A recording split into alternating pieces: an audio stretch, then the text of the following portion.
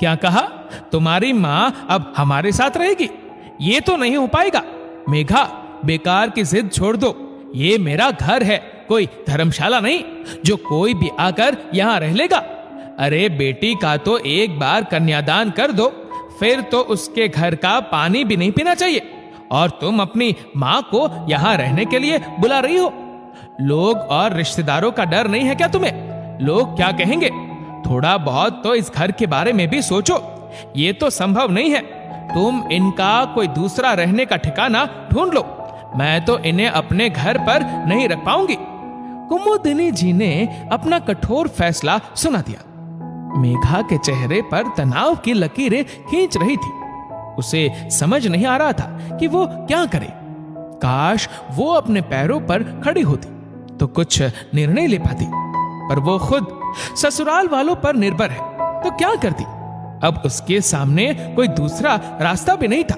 मन के कोने में उठती टीस दर्द के आंसू का रूप आंखों से बह रहे थे। मस्तिष्क में ऐसे वैसे विचार उसके मानसिक संतुलन को हिला रहे थे, क्योंकि कुछ एक निर्णय तो अब लेना ही था।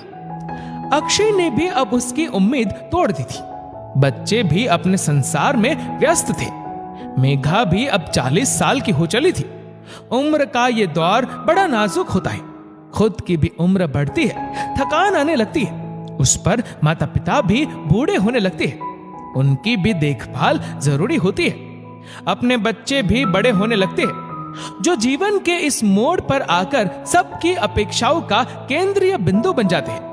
पति को उम्मीद होती है कि घर संभाले, पत्नी सजी सवरी बनी रहे, पत्नी अपना हर धर्म निभाए। वहीं सास को उम्मीद होती है कि बहू गृहस्थी चलाए और रसोई संभाल कर अन्नपूर्णा बन जाए।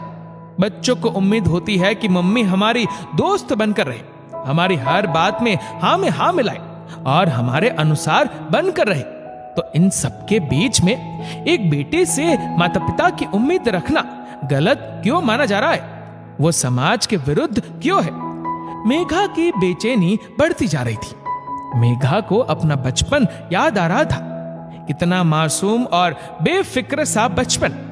मां निर्मला के आंचल तले उसका बचपन बीता था। मां ने कभी नहीं कहा कि तू लड़की है तो ये कर, ये मत कर। मां ने हमेशा मुझे एक योग्य संतान ही बनाना चाहा।